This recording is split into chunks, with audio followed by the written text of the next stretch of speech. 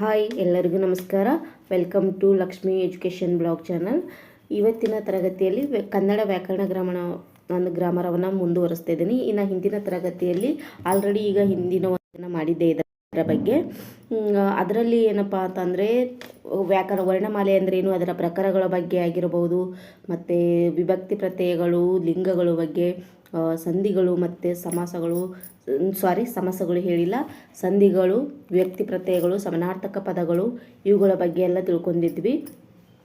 ಮತ್ತು ಲೇಖನ ಚಿಹ್ನೆಗಳ ಬಗ್ಗೆಯೂ ತಿಳಿದುಕೊಂಡಿದ್ವಿ. ಇನ್ನು ಮುಂದಿನ ಭಾಗದಲ್ಲಿ ನೋಡೋದಾದರೆ ಸಂಧಿಗಳು ನೋಡ್ತಾ ಇದ್ವಿ. ಸಂಧಿಗಳಲ್ಲಿ ಕನ್ನಡ ಸ್ವರ ಸಂಧಿಗಳ ಬಗ್ಗೆ ತಿಳಿದುಕೊಂಡಿದ್ವಿ. ಇವತ್ತಿನ ತರಗತಿಯಲ್ಲಿ ಸಂಸ್ಕೃತ ಸ್ವರ ಸಂಧಿಗಳು ಬಗ್ಗೆ ನೋಡೋಣ. ಸಂಸ್ಕೃತ ಸ್ವರ ಸಂಧಿ ಅದರಲ್ಲಿ 4 ಪ್ರಕಾರವು ಬರ್ತಾವೆ. ಸವರ್ಣ ದೀರ್ಘ ಸಂಧಿ, ಗುಣಸಂಧಿ, ಎಣಸಂಧಿ ಮತ್ತು ವೃದ್ಧಿ ಸಂಧಿ ಅಂತ ಹೇಳ್ತೀವಿ. ಇವು 4 ನಾವು ಸಂಸ್ಕೃತ ಸ್ವರ ಸಂಧಿಗಳು ಅಂತ ಹೇಳ್ತೀವಿ. ಇನ್ನು ಸಂಸ್ಕೃತ ವ್ಯಂಜನ ಸಂಧಿ ಅಂತಂದರೆ ಯಾವ ಅಂದ್ರೆ ಜಸ್ತ್ವ ಸಂಧಿ ಆಗಿರ್ಬೋದು, ಸುಸ್ತ್ವ ಸಂಧಿ ಆಗಿರ್ಬೋದು, ಅನುನಾಸಿಕ ಸಂಧಿ, ವಿಸರ್ಗ ಸಂಧಿ, ಇವು 4 ನಾವು ಸಂಸ್ಕೃತ ವ್ಯಂಜನ ಸಂಧಿಗಳು ಅಂತ ಹೇಳ್ತೀವಿ. ಫಸ್ಟ್ಗೆ ನೋಡೋದಾದರೆ ಸಂಸ್ಕೃತ ಸ್ವರ ಸಂಧಿ, ಅದರಲ್ಲಿ ಸವರ್ಣ ದೀರ್ಘ ಸಂಧಿ. ಸವರ್ಣ ದೀರ್ಘ ಸಂಧಿ ಅಂದರೆ ಏನಪ್ಪ ಅಂತಂದ್ರೆ ಸವರ್ಣ ಸ್ವರಗಳಾದಂಥ ಅ, ಆ, ಇ, ಉ ಇವೇನು 13 ಸ್ವರಗಳು, ಇವು ಸವರ್ಣ ಸ್ವರಗಳು. ಈ ಸವರ್ಣ ಸ್ವರಗಳು ಪರಸ್ಪರ ಎದುರಾಗಿ ಒಂದರ ಮುಂದೆ ಒಂದು ಬಂದು ಅದೇ ಸವರ್ಣ ಸ್ವರಗಳ ದೀರ್ಘ ಸ್ವರ ಆದೇಶವಾಗಿ ಬಂದರೆ ಅದನ್ನು ನಾವು ಸವರ್ಣ ದೀರ್ಘ ಸಂಧಿ ಎಂದು ಕರೆಯುತ್ತೇವೆ. ಉದಾಹರಣೆಯಾಗಿ ಹೆಂಗಂತಂದರೆ ದೇವ ಪ್ಲಸ್ ಆಲಯ ದೇವಾಲಯ, ಸ್ವರ ಪ್ಲಸ್ ಅಕ್ಷರ ಸ್ವರಾಕ್ಷರ, ಚಂದ್ರ ಪ್ಲಸ್ ಅರ್ಕ ಚಂದ್ರಾರ್ಕ, ರಾಮ ಪ್ಲಸ್ ಅವತಾರ ರಾಮಾವತಾರ. ಈ ರೀತಿಯಾಗಿ ರಾಮ ಅಲ್ಲಿನೂ ಸವರ್ಣ ಸ್ವರ ಅನೇ ಅದ, ಪ್ಲಸ್ ಅವತಾರ ಅಲ್ಲಿನೂ ಅನೇ ಅದ, ಮುಂದೆ ರಾಮಾವತಾರ ಅಂದರೆ ಆ ದೀರ್ಘವಾಗಿ ಬರ್ತದೆ.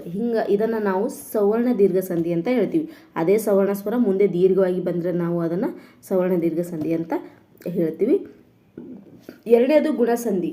ಗುಣಸಂಧಿ ಅಂದರೆ ಏನಪ್ಪ ಅಂದ್ರೆ ಪೂರ್ವ ಪದದ ಕೊನೆಯಲ್ಲಿ ಅಕಾರಗಳಿದ್ದು ಅವುಗಳ ಮುಂದೆ ಈ ಕಾರಗಳು ಪರವಾದರೆ ಅದು ಏಕಾರ ಆಗುತ್ತಾ, ಅಕಾರಗಳ ಮುಂದೆ ಉಕಾರಗಳು ಪರವಾದರೆ ಓಕಾರ ಆಗುತ್ತಾ, ಅಕಾರಗಳ ಮುಂದೆ ರೂಕಾರ ಪರವಾದರೆ ಎಂಬ ಕಾರವು ಆದೇಶವಾಗಿ ಬಂದರೆ ಇದನ್ನು ನಾವು ಗುಣಸಂಧಿ ಅಂತ ಕರಿತೀವಿ.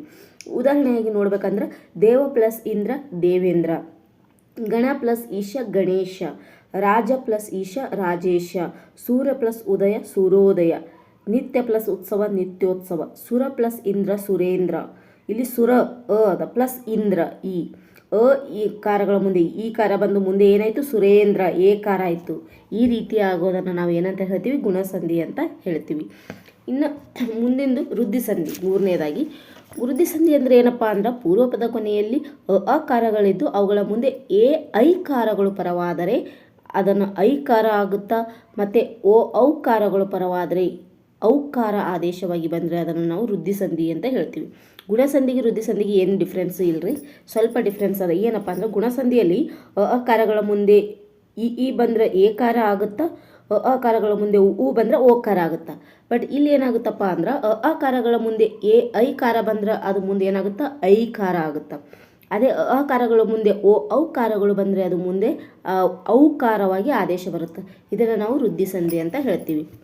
ಉದಾಹರಣೆಗೆ ಏಕ ಪ್ಲಸ್ ಏಕ ಏಕೈಕ, ಏಕ ಅಕಾರಗಳ ಮುಂದೆ ಅಲ್ಲಿ ಮುಂದೆ ಏನಾಯಿತು ಏಕೈಕ ಐ ಆಯಿತು.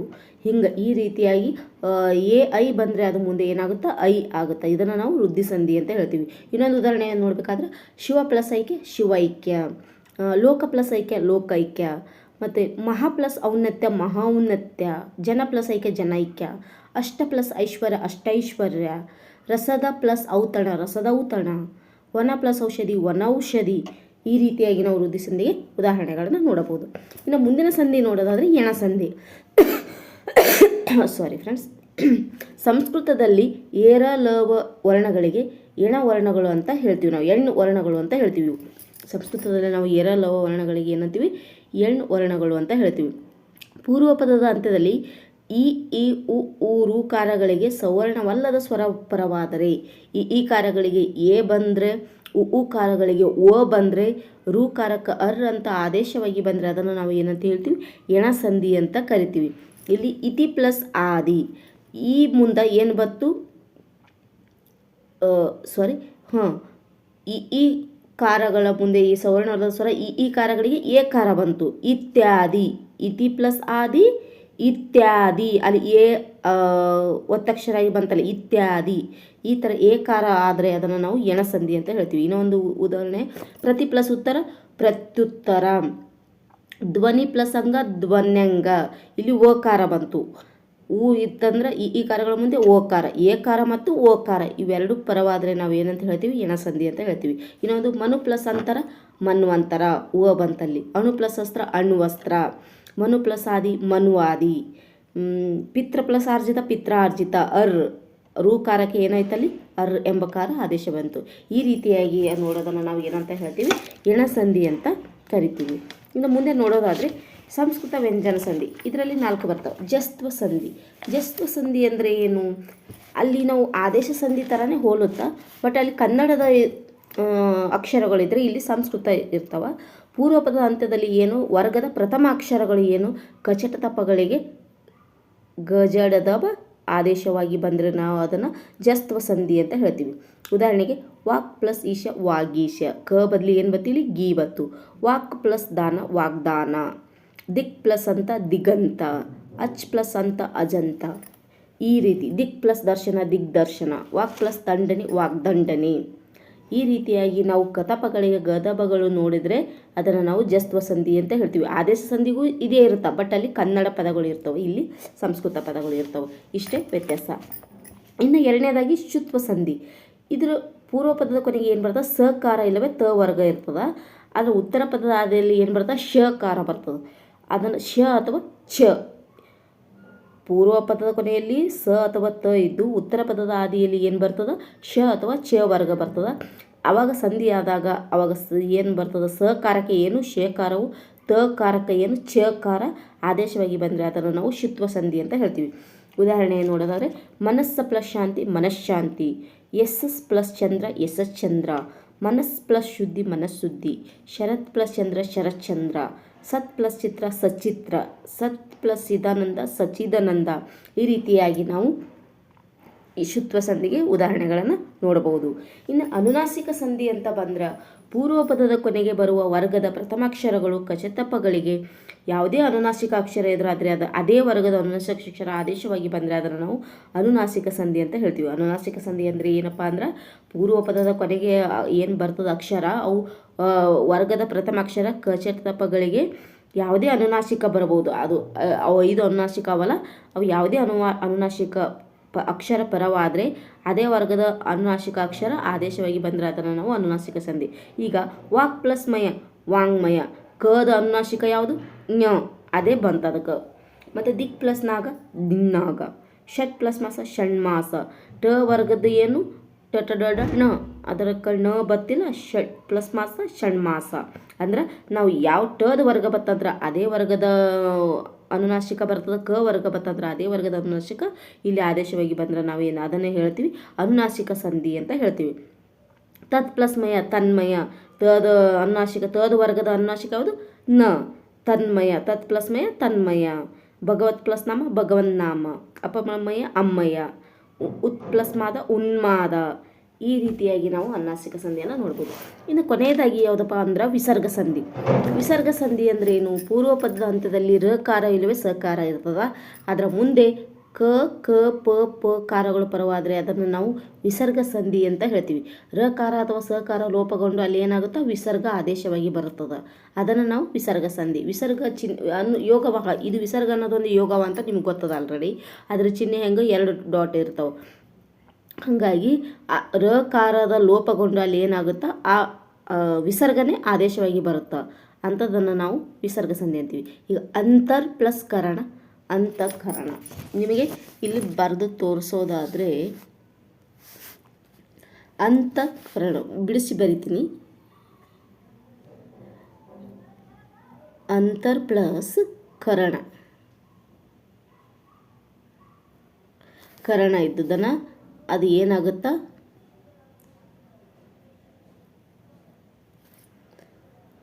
ಅಂತ ಈ ಥರ ಕರಣ, ಈ ಥರ. ಸಾರಿ ಫ್ರೆಂಡ್ಸ್, ಇಲ್ಲಿ ಸ್ವಲ್ಪ ಇದಾಗಲಾಗಿತ್ತು. ಅಂತರ್ ಪ್ಲಸ್ ಕರಣ, ಅದನ್ನು ಅಂತಃಕರಣ ಈ ರೀತಿಯಾಗಿ ಇರೋದನ್ನು ನಾವು ಏನಂತ ಹೇಳ್ತೀವಿ ವಿಸರ್ಗ ಸಂಧಿ. ಇದು ಏನಪ್ಪ ಅಂದ್ರೆ ವಿಸರ್ಗ ಸಂಧಿ ಚಿಹ್ನೆ, ನಿಮ್ಗೆ ಗೊತ್ತಿದೆ. ಇದೊಂದು ಯೋಗವಾಹ, ಅಹ, ಇದು ಒಂದು ಯೋಗವಾಹ. ಈ ಥರ ವಿಸರ್ಗ ಇದು ಬರೋದನ್ನು ಇಲ್ಲಿ ಲೋಪಗೊಂಡು ಏನು ಬರುತ್ತೆ ಅಲ್ಲಿ ಈ ಚಿಹ್ನೆ ಬರುತ್ತಲ್ಲ ಅದನ್ನು ನಾವು ಇದು ರ ಇಲ್ಲಿ ಲೋಪಗೊಂಡು ಆ ರದ ಬದಲಿ ಏನು ಬರುತ್ತಪ್ಪ ಅಂದರೆ ಈ ವಿಸರ್ಗ ಚಿಹ್ನೆ ಬರುತ್ತೆ. ಇದು ಬರೋದ್ರಿಂದ ನಮಗೇನಾಗುತ್ತಾ ವಿಸರ್ಗ ಸಂಧಿ ಅಂತ ಆಗುತ್ತಾ. ಓಕೆ ಫ್ರೆಂಡ್ಸ್, ಇದನ್ನು ಅರ್ಥ ಆದರೆ ನಾನು ಮುಂದೆ ಇಲ್ಲಿಗೆ ಈ ಸಂಧಿಗಳ ಟಾಪಿಕ್ಕು ಮುಗೀತದೆ ಫ್ರೆಂಡ್ಸ್. ಈಗ ಮುಂದೆ ನೋಡೋದಾದರೆ ಇಲ್ಲಿವರೆಗೂ ಆಗಿತ್ತು ಕ್ಲಾಸು. ವಿರುದ್ಧಾರ್ಥಕ ಪದನೂ ನಾನು ಹಿಂದಿನ ಕ್ಲಾಸ್ನಲ್ಲಿ ಹೇಳಿದ್ದೆ. ಇವಾಗ ಮುಂದೆ ಏನಪ್ಪ ನೋಡೋದಾದರೆ ಅಂತಂದರೆ ಸಂಧಿ ಅಂತೂ ಕಂಪ್ಲೀಟ್ ಆಯಿತು. ಕ್ರಿಯಾಪದ ಅಂತ ಹೇಳ್ತೀವಿ. ಇದು ಮೋಸ್ಟ್ ಇಂಪಾರ್ಟೆಂಟ್ ಟಾಪಿಕ್ ಅಂತ ಹೇಳ್ಬೋದು. ಕ್ರಿಯಾಪದ ಅಂದರೆ ಏನಪ್ಪ, ಕ್ರಿಯೆಯನ್ನು ಕರ್ತೃವಿನ ಕ್ರಿಯೆಯನ್ನು ಹೇಳುವ ಪದವನ್ನು ನಾವು ಏನಂತ ಹೇಳ್ತೀವಿ, ಕ್ರಿಯಾಪದ ಅಂತ ಹೇಳ್ತೀವಿ. ಸಾಮಾನ್ಯವಾಗಿ ಹೇಳೋದರ್ಥ ಏನಪ್ಪ ಅಂದ್ರೆ ಕರ್ತೃವಿನ ಕ್ರಿಯೆ. ನಾವು ಒಂದು ವಾಕ್ಯ ನೋಡಿದಾಗ ಅಲ್ಲಿ ಕರ್ತೃ ಕರ್ಮ ಕ್ರಿಯಾಪದ ಅಂತ ನೋಡ್ತೀವಿ, ಹೌದೋ ಇಲ್ಲೋ. ಕರ್ತೃ ಕರ್ಮ ಕ್ರಿಯಾಪದ ಅಂತ ಹೇಳ್ತೀವಿ. ಇಲ್ಲಿ ಉದಾಹರಣೆಗೆ ಇಲ್ಲಿ ರಾಮನು ನದಿಯಲ್ಲಿ ಈಜಿದನು, ಇದು ಕರ್ತೃ ಆಯಿತು. ನದಿಯಲ್ಲಿ ಅನ್ನೋದು ಏನಪ್ಪ ಕರ್ಮ ಆಯಿತು. ಈಜಿದನು ಇದು ಕ್ರಿಯೆ ಆಯಿತು. ಕರ್ತೃ ಕರ್ಮ ಕ್ರಿಯಾ ಈ ಮೂರು ಒಳಗೊಂಡಿರೋದನ್ನು ನಾವು ಏನಂತ ಹೇಳ್ತೀವಿ, ಕ್ರಿಯಾಪದ.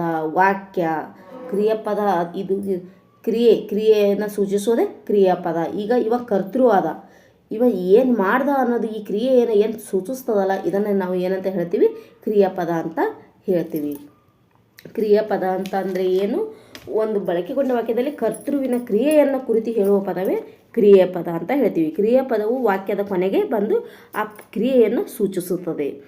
ಉದಾಹರಣೆಗೆ ನಾನು ಪರೀಕ್ಷೆಯನ್ನು ಬರೆಯುತ್ತೇನೆ, ಇಲ್ಲೇ ನೋಡೋದಾದರೆ ರಾಮನು ನದಿಯಲ್ಲಿ ಈಜಿದನು. ಈ ರೀತಿಯಾಗಿ ನಾವು ನೋಡ್ಬೋದು.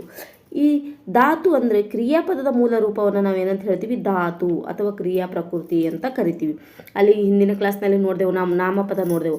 ಆ ನಾಮಪದದ ಮೂಲ ಪದವನ್ನು ನಾವು ಏನಂತ ಹೇಳ್ತೀವಿ, ನಾಮ ಪ್ರಕೃತಿ ಅಂತ ಕರಿತೀವಿ ಅಂತ ಹೇಳಿದ್ವಿ. ಇಲ್ಲಿ ಪ್ರಾತಿಪಾದಿಕ ಅಂತ ಕರಿತೀವಿ ಅಂತ ಹೇಳಿದ್ವಿ. ಎರಡು ಅರ್ಥದಲ್ಲಿ ಕರಿತೀವಿ, ನಾಮ ಪ್ರಕೃತಿ ಅಥವಾ ಪ್ರಾತಿಪಾದಿಕ.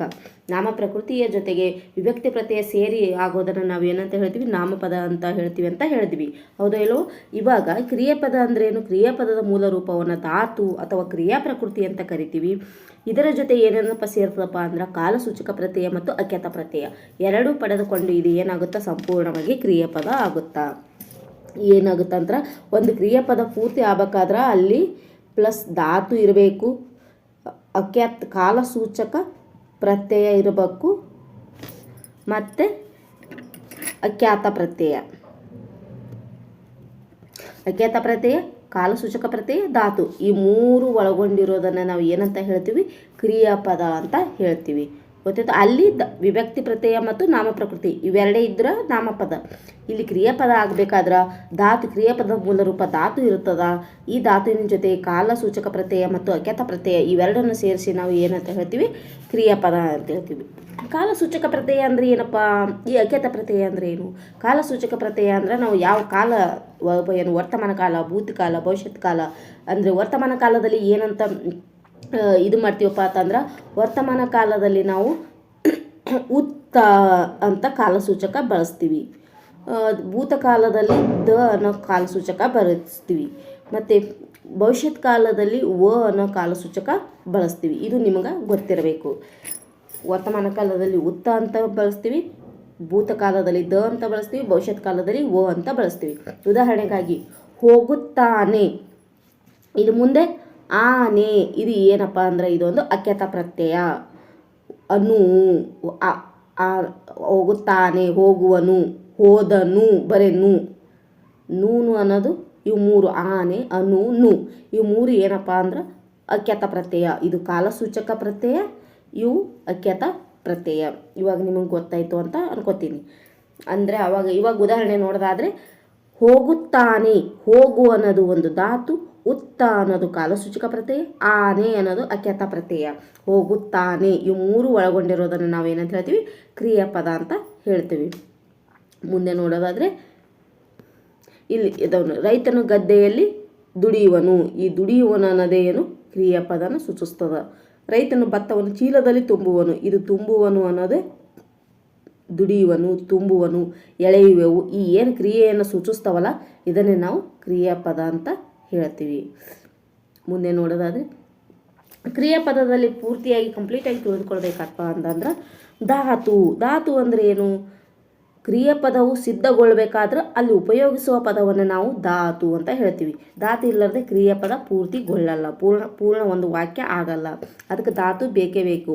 ಹಾಗಾಗಿ ಕ್ರಿಯಾಪದ ಒಂದು ಸಿದ್ಧಗೊಳ್ಬೇಕಾದ್ರೆ ಅದಕ್ಕೆ ಉಪಯೋಗ ಆಗುವ ಪದವನ್ನು ನಾವು ಧಾತು ಅಂತ ಹೇಳ್ತೀವಿ. ಅಂದರೆ ಕ್ರಿಯಾಪದದ ಮೂಲ ರೂಪ ಕ್ರಿಯಾ ಪ್ರಕೃತಿ ಅಥವಾ ಧಾತು ಕ್ರಿಯೆಯನ್ನು ಸೂಚಿಸ್ತದೆ. ಉದಾಹರಣೆಗೆ ಮಾಡು, ತಿನ್ನು, ನೋಡು, ಆಡು, ಜಿಗಿ, ಓದು, ಬರೆ ಇವೆಲ್ಲ ಧಾತು ಅಂತ ಹೇಳ್ತೀವಿ. ಈ ಧಾತುವಿನಲ್ಲಿ ಮತ್ತೆ ಪ್ರಕಾರಗಳು ಬರ್ತಾವೆ. ಸಹಜ ಧಾತು, ಸಾಧಿತ ಧಾತು. ಮತ್ತು ನಾಮಪದದಲ್ಲಿನೂ ನಾವು ಎರಡು ಪ್ರಕಾರ ನೋಡಿದೆವು. ಸಹಜ ನಾಮಪದ, ನಾಮ ಪ್ರಕೃತಿ, ಸಾಧಿತ ನಾಮ ಪ್ರಕೃತಿ. ಸಹಜ ನಾಮ ಪ್ರಕೃತಿಯಲ್ಲಿ ನೋಡಿದ್ವಿ 9 ಪ್ರಕಾರಗಳು. ವಸ್ತುವಾಚಕ ಆಗಿರ್ಬೋದು, ದಿಗ್ವಾಚಕ, ಗುಣವಾಚಕ, ಪ್ರಕಾರವಾಚಕ, ಮತ್ತು ಪರಿಮಾಣವಾಚಕ, ಸಂಖ್ಯೆವಾಚಕ, ಸಂಖ್ಯೆಯ ವಾಚಕ, ಸರ್ವನಾಮ 9 ಪ್ರಕಾರಗಳನ್ನು ನೋಡಿದ್ವಿ. ಹೌದೇ ಅಲ್ಲೋ? ಹಾಗೆ ಇಲ್ಲಿನೂ ಕೂಡ ಕ್ರಿಯಾಪದದಲ್ಲಿ ಕೂಡ ಧಾತುವಿನಲ್ಲಿ ಸಹಜ ಧಾತು, ಸಾಧಿತ ಧಾತು ಅಂತ 2 ಪ್ರಕಾರಗಳಿವೆ. ಸಹಜ ಧಾತು ಅಂದರೆ ಸಹಜವಾಗಿ ಬಳಕೆಗೊಳ್ಳುವ ಧಾತುಗಳೇ ಸಹಜ ಧಾತು. ಭಾಷೆಯಲ್ಲಿ ನಾವೇನು ಸಹಜವಾಗಿ ಬಳಕೆ ಮಾಡ್ತೀವಲ್ಲ ಆ ಪದಗಳನ್ನು ನಾವು ಸಹಜ ಧಾತು ಅಂತ ಹೇಳ್ತೀವಿ. ಇದಕ್ಕೆ ಯಾವುದೇ ಪ್ರತ್ಯಯ ಸೇರುವುದಿಲ್ಲ. ಮಧ್ಯಮ ಪುರುಷರ ಏಕವಚನದಲ್ಲಿ ಇರ್ತದೆ. ಯಾವಾಗಲೂ ಮಧ್ಯಮ ಪುರುಷರ ಏಕವಚನದಲ್ಲಿ ಇರ್ತದೆ. ಸೋಲು, ಕೊಲ್ಲು, ಓಡು, ಮಲಗು, ಕರೆ, ನಗೆ, ಬರು, ನಗು, ತಿನ್ನು ಇವೆಲ್ಲ ಏನು ಸಹಜ ಧಾತು ಉದಾಹರಣೆ. ಇನ್ನು ಸಾಧಿತ ಧಾತು ಅಂದ್ರೆ ಇವಕ್ಕೆ ಸಹಜ ಧಾತುಗಳಿಗೆ ಇಲ್ಲವೇ ನಾಮ ಪ್ರಕೃತಿಗೆ ಅನುಕರಣೆಯ ಪದಗಳಿಗೆ ಇಸು ಪ್ರತ್ಯಯ ಅಂತ ಏನು ಸೇರಿಸ್ತೀವಲ್ಲ, ಈ ಇಸು ಪ್ರತ್ಯಯವನ್ನು ಸೇರಿಸುವುದರಿಂದ ಇದೇನಂತಾಗುತ್ತಾ ಸಾಧಿತ ಧಾತು ಅಂತ ಆಗುತ್ತಾ. ಸಹಜ ಧಾತುವಿನಲ್ಲಿ ನಾವು ಇಸು ಪ್ರತ್ಯಯ ಸೇರಿಸಲ್ಲ, ಸಹಜವಾಗಿ ಬಳಕೆ ಮಾಡ್ತೀವಿ. ಬಟ್ ಸಾಧಿತ ಧಾತು ಅಂದರೆ ಅಲ್ಲಿ ನಾವು ಇಸು ಪ್ರತ್ಯಯವನ್ನು ಸೇರಿಸುವುದರಿಂದ ಪ್ರೇರಣಾತ್ಮಕ ಕ್ರಿಯಾಪದ, ಇದನ್ನು ನಾವು ಇನ್ನೊಂದು ಹೆಸರಿನಲ್ಲಿ ಏನು ಇಸು ಪ್ರತ್ಯಯ ಸೇರಿಸಿ ಹೇಳೋದ್ರಿಂದ ಪ್ರೇರಣಾತ್ಮಕ ಕ್ರಿಯಾಪದ ಅಂತಲೂ ಕರಿತೀವಿ. ಯಾವ ಕ್ರಿಯಾಪದ? ಪ್ರೇರಣಾತ್ಮಕ ಕ್ರಿಯಾಪದ ಅಂತ ಕರಿತೀವಿ. ಇಲ್ಲಿ ಉದಾಹರಣೆಗೆ ನೋಡೋದಾದ್ರೆ ಸಹಜ ಧಾತುವಿಗೆ ಅಂದಾಗ ನಾವು ಮಲಗಿಸು, ಕಾಡಿಸು, ತಿನ್ನಿಸು ಅಂತ ಹೇಳ್ತೀವಿ. ಬಟ್ ಇಲ್ಲಿ ನಾಮ ಪ್ರಕೃತಿಗೆ ಬಂದಾಗ ಇಸು ಪ್ರತ್ಯಯ ಹಚ್ಚಿದಾಗ ಕನ್ನಡ ಪ್ಲಸ್ ಇಸು ಕನ್ನಡಿಸು, ಭಾವ ಪ್ಲಸ್ ಇಸು ಭಾವಿಸು, ಪಾಲನೆ ಪ್ಲಸ್ ಇಸು ಪಾಲಿಸು, ಗಮಗಮ ಪ್ಲಸ್ ಇಸು ಗಮಗಮಿಸು, ಹಪ ಹಪ ಪ್ಲಸ್ ಇಸು ಹಪಿ ಹಪಿಸು, ದಗ ದಗ ಪ್ಲಸ್ ಇಸು ದಗ್ಗಿ ದಗಿಸು. ಈ ರೀತಿಯಾಗಿ ಇಸು ಪ್ರತ್ಯಯವನ್ನು ಏನು ಸೇರಿಸ್ತೀವಲ್ಲ ಇದನ್ನು ನಾವು ಸಾಧಿತ ಧಾತು ಅಂತ ಹೇಳ್ತೀವಿ. ಇನ್ನು ಮತ್ತೆ ಧಾತುವಿನಲ್ಲಿ ಬಳಕೆ ಮಾಡಿದಾಗ 2 ಪ್ರಕಾರವಾಗಿ ನೋಡ್ತೀವಿ. ಸಕರ್ಮಕ ಧಾತು, ಅಕರ್ಮಕ ಧಾತು. ಇದು ಮೇನ್ ಇಂಪಾರ್ಟೆಂಟು. ಸಕರ್ಮಕ ಧಾತು, ಅಕರ್ಮಕ ಧಾತು. ಸಕರ್ಮಕ ಧಾತು ಅಂತ ಅಂದರೆ ಏನು ಅಂದ್ರೆ ಕರ್ಮಪದವನ್ನು ಅಪೇಕ್ಷಿಸುವ ಧಾತುಗಳೆಲ್ಲವೂ ಸಕರ್ಮಕ ಧಾತುಗಳು ಅಂತ ಹೇಳ್ತೀವಿ. ಅಕರ್ಮಕ ಧಾತು ಅಂದರೆ ಕರ್ಮಪದ ಬಯಸದೇ ಇರುವ ಧಾತುವೇ ಅಕರ್ಮಕ ಧಾತು ಅಂತ ಹೇಳ್ತೀವಿ. ಇನ್ನು ಉದಾಹರಣೆಗೆ ಸಕರ್ಮಕ ಧಾತು ಉದಾಹರಣೆ ಏನಪ್ಪ ಅಂತಂದ್ರೆ ಕರ್ಮಪದ ಅಪೇಕ್ಷೆ ಇರ್ತದೆ. ಅದಕ್ಕೆ ಕರ್ಮಪದ ಬಳಸ್ತೀವಿ. ಅಲ್ಲಿ ಹೆಂಗಪ್ಪ ಅಂದ್ರೆ ರಾಮನು ಹಣ್ಣನ್ನು ತಿಂದನು. ಇಲ್ಲಿ ಕರ್ಮ ಏನು? ಹಣ್ಣು. ರಾಮ ಹಣ್ಣನ್ನು ತಿಂದನು. ಉದಾಹರಣೆಗೆ ನಾನಿಲ್ಲಿ ಬರೆದು ತೋರಿಸ್ತೀನಿ. ರಾಮನು ಹಣ್ಣು ತಿಂದನು. ಈ ರಾಮನು ಹಣ್ಣನ್ನು ತಿಂದನು. ಈ ತಿಂದನು ಅನ್ನೋದೇನು? ಕರ್ಮ. ಇದು ಕರ್ಮಪದ ಅಪೇಕ್ಷೆ. ರಾಮನು ಏನು ತಿಂದನು? ಏನು ಅನ್ನೋದು ಏನು ಪ್ರಶ್ನೆಯನ್ನು ಹೊಂದುತ್ತದಲ್ಲ, ಈ ಏನು ಅನ್ನೋ ಪ್ರಶ್ನೆ ಹೊಂದೋದೇ ಉದ್ಭವ ಆಗುತ್ತಲ್ಲ, ಅದನ್ನೇ ನಾವು ಸಕರ್ಮಕ ಧಾತು ಅಂತ ಹೇಳ್ತೀವಿ. ಇಲ್ಲಿ ಏನು ಅನ್ನೋ ಪ್ರಶ್ನೆಗೆ ಇಲ್ಲಿ ಏನು ನಾವು ಕರ್ಮಪದ ಬಯಸ್ಲಕತ್ತೀವಿ ಅಂತ ಅರ್ಥ. ರಾಮನು ಏನನ್ನು ತಿಂದನು? ರಾಮನು ಹಣ್ಣನ್ನು ತಿಂದನು. ರಾಮನು ಏನನ್ನು ಊಟ ಮಾಡಿದನು? ರಾಮನು ರೊಟ್ಟಿ ಪಲ್ಯ ಚಪಾತಿ ಊಟ ಮಾಡಿದನು. ಈ ರೀತಿ ಏನು, ಏಕೆ, ಹೇಗೆ ಅನ್ನೋದು ಈ 3 ಪ್ರಶ್ನೆಗಳನ್ನು ಒಳಗೊಂಡಿರುವಂಥ ಉದ್ಭವಿಸುವಂಥ ಒಂದು ಧಾತುವಿಗೆ ನಾವೇನಂತ ಹೇಳ್ತೀವಿ? ಸಕರ್ಮಕ ಧಾತು. ಇಲ್ಲಿ ಏನು ಅಂತಪ್ಪ ಅಂದ್ರೆ ಕರ್ಮಪದ ಅಪೇಕ್ಷೆ ಬೇಕಾಗ್ತದ. ಇನ್ನು ಅಕರ್ಮಕ ಧಾತು ಅಂದ್ರೆ ಅಲ್ಲಿ ಕರ್ಮಪದನೇ ಇರಲ್ಲ.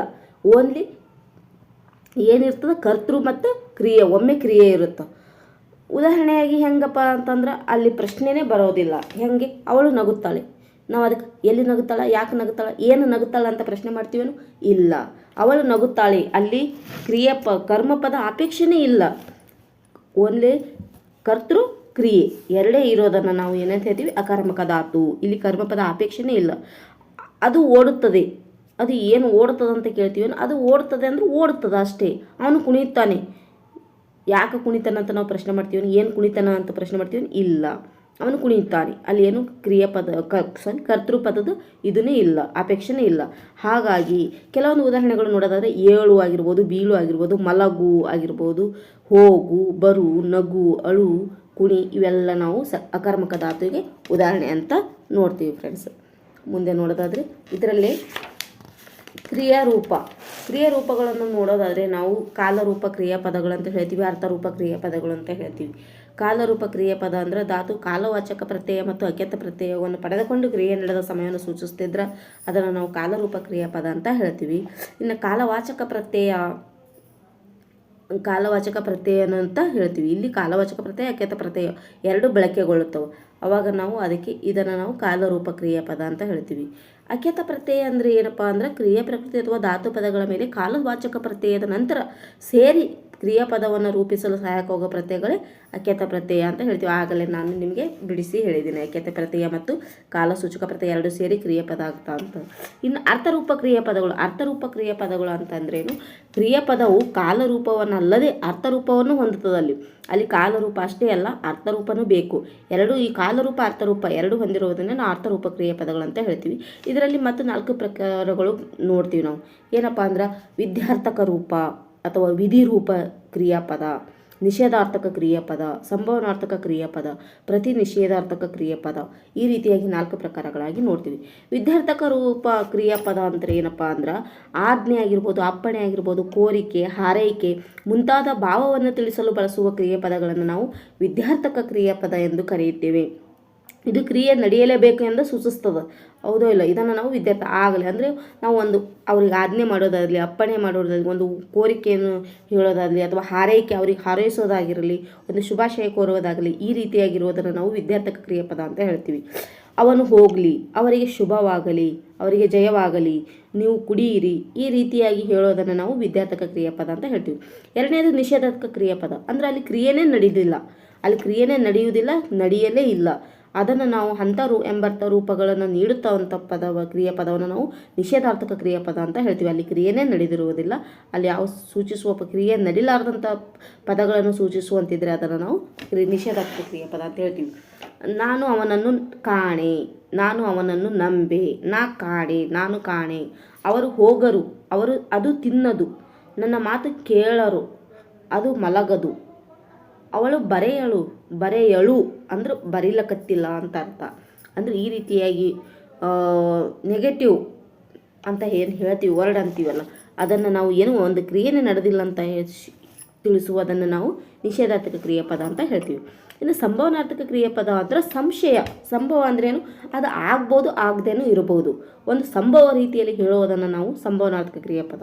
ಅಲ್ಲಿ ಕ್ರಿಯೆ ನಡೆಯುವುದರಲ್ಲಿ ಇನ್ನೂ ಸಂಶಯ ಇರ್ತದೆ, ಊಹಿಸಿ ಹೇಳುವುದನ್ನು ನಾವು ಊಹಿಸಿ ಹೇಳುವುದನ್ನು ನಾವು ಏನಂತ ಹೇಳ್ತೀವಿ? ಸಂಭವನಾರ್ಥಕ ಕ್ರಿಯಾಪದ ಅಂತ ಹೇಳ್ತೀವಿ. ಅವರು ಮಾಡಿ ಯಾರು, ಅವರು ನಾಳೆ ಬಂದಾರು, ಅವನು ನಾಳೆ ಬಂದಾನು, ಅವನು ನಾಳೆ ಪರೀಕ್ಷೆ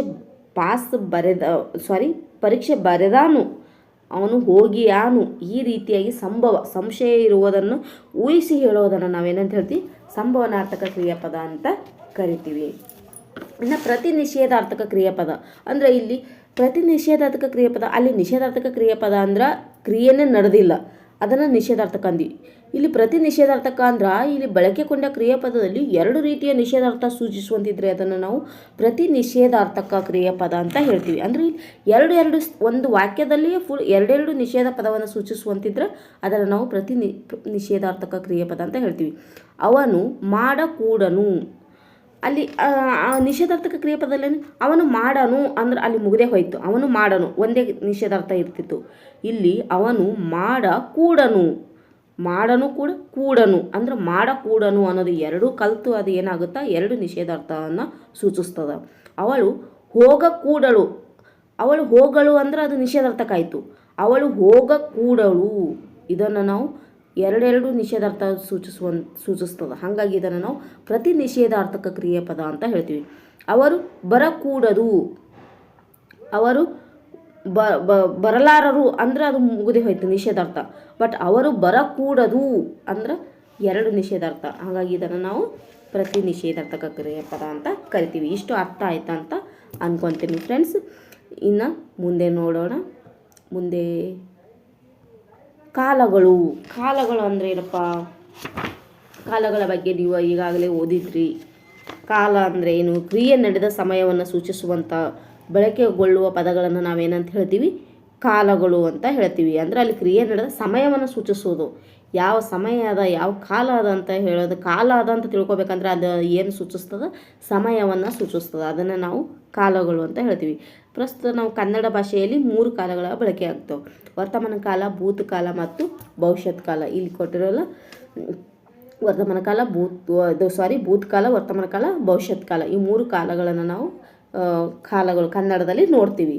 ಅಂದರೆ ನಡೆಯುತ್ತಿರುವ ನಡೆಯುವ ಕ್ರಿಯೆ ಸೂಚಿಸುವ ಕಾಲಗಳು ಅಂತ ಹೇಳ್ತೀವಿ. ಇದು ನಡೆದ ಕಾರ್ಯಗಳು ಭೂತಕಾಲ, ನಡೆಯುತ್ತಿರುವ ಕಾರ್ಯಗಳು ವರ್ತಮಾನ ಕಾಲ, ನಡೆಯುವ ಕ್ರಿಯೆ ಅಂದ್ರೆ ಭವಿಷ್ಯತ್ ಕಾಲ.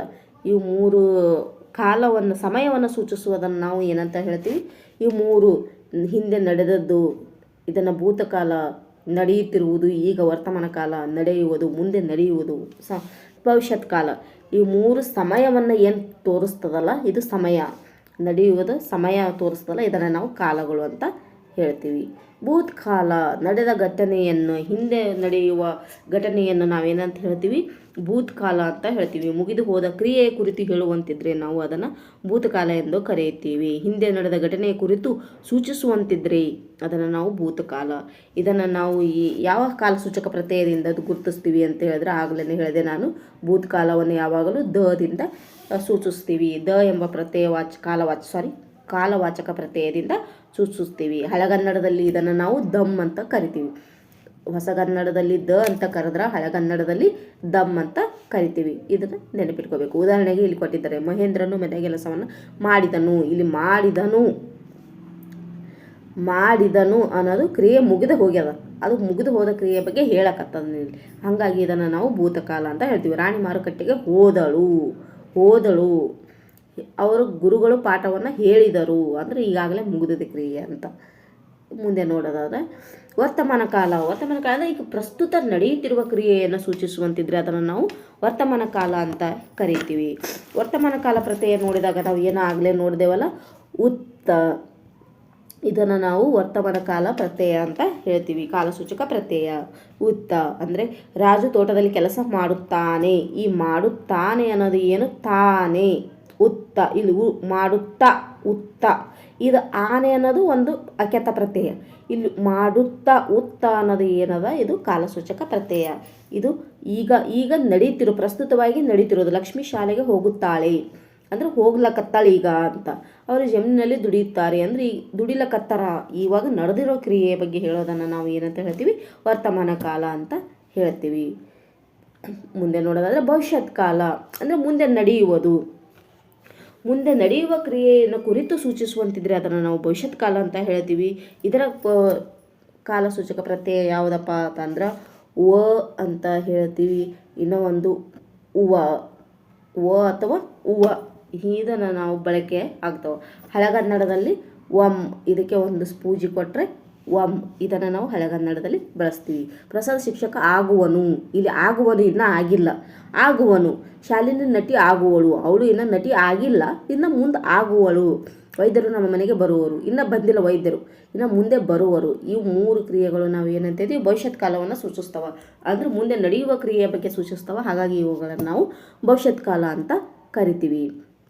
ಇಲ್ಲಿ ಕೊಟ್ಟಿದ್ದಾರೆ ಕೆಲವೊಂದು ಭೂತಕಾಲ, ವರ್ತಮಾನ ಕಾಲ, ಭವಿಷ್ಯತ್ ಕಾಲಿಗೆ ಯಾವ ರೀತಿ: ಆಡಿದೆನು, ಆಡುತ್ತೇನೆ, ಆಡುವೆನು.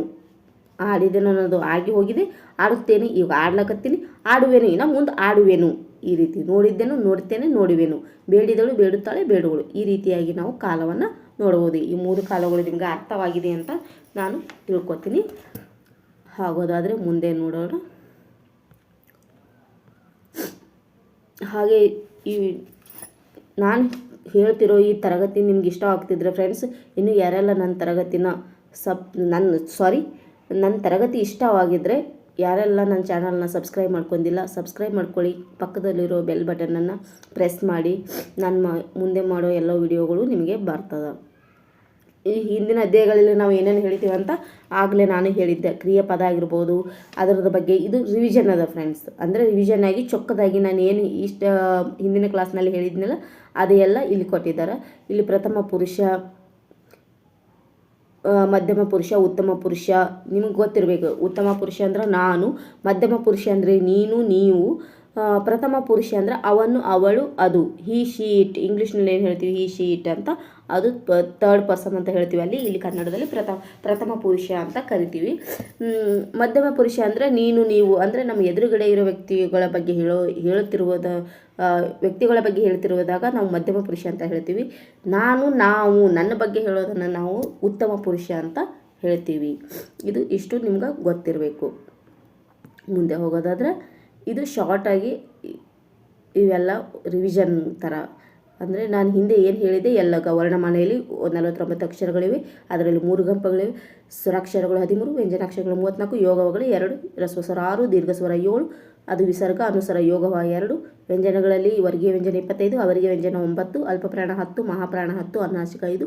ಗುಣಿತಾಕ್ಷರ ಅಂದರೆ ವ್ಯಂಜನಗಳಿಗೆ ಸ್ವರಗಳು ಸೇರಿ ಆಗುವ ಅಕ್ಷರಗಳನ್ನು ಗುಣಿತಾಕ್ಷರ ಅಂತ ಹೇಳ್ತೀವಿ. ಇದನ್ನೆಲ್ಲ ನಾನು ಹಿಂದಿನ ಕ್ಲಾಸ್ನಲ್ಲಿ ಹೇಳಿದ್ದೀನಿ. ಸಂಯುಕ್ತಾಕ್ಷರನೂ ಕೂಡ ಹೇಳಿದ್ದೀನಿ. ಇದು ರಿವಿಷನ್ ಸಲುವಾಗಿ ಮತ್ತೆ ಅವರು ರಿಪೀಟಾಗಿ ಕೊಟ್ಟಿದ್ದಾರೆ. ಶಾಲಾ ಟೆಕ್ಸ್ಟ್ ಬುಕ್ಕಲ್ಲಿ ರಿಪೀಟ್ ಆಗಿರ್ತವೆ ಫ್ರೆಂಡ್ಸ್.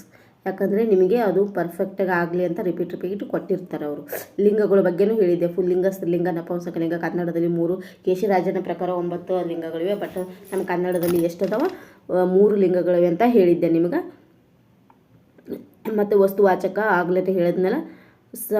ಸಹಜ ನಾಮಪದ ಅಲ್ಲಿ ನಾಮ ಪ್ರಕೃತಿಯಲ್ಲಿ ಸಹಜ ನಾಮ ಪ್ರಕೃತಿ, ಸಾಧಿತ ನಾಮ ಪ್ರಕೃತಿ ಬರ್ತದೆ. ಸಹಜ ನಾಮ ಪ್ರಕೃತಿಯಲ್ಲಿ ಇವು ಎಲ್ಲ ವಸ್ತುವಾಚಕದಲ್ಲಿ ಈ 3 ಪದಗಳು ಬರ್ತವೆ. ರೂಢನಾಮ, ಅಂಕಿತನಾಮ, ಅನ್ವರ್ತಕ ನಾಮ ಬರ್ತಾವೆ ಅಂತಲೂ ಹೇಳಿದ್ದೆ ನಿಮ್ಗೆ. ಇದರ ಬಗ್ಗೆನೂ ಆಗಿದೆ ಕ್ಲಾಸ್. ವಿಭಕ್ತಿ ಪ್ರತ್ಯಯಗಳ ಬಗ್ಗೆ ಹೇಳಿದ್ದೆ, ಅವು ಕಾರಕಗಳ ಬಗ್ಗೆ ಹೇಳಿದ್ದೆ, ಹಳೆಗನ್ನಡದ ರೂಪಗಳನ್ನು ಬಗ್ಗೆ ಹೇಳಿದ್ದೆ ನಾನು. ಇದೆಲ್ಲ ಹಿಂದಿನ ಕ್ಲಾಸ್ನಲ್ಲಿ ಆಗಿದೆ. ಇವಾಗ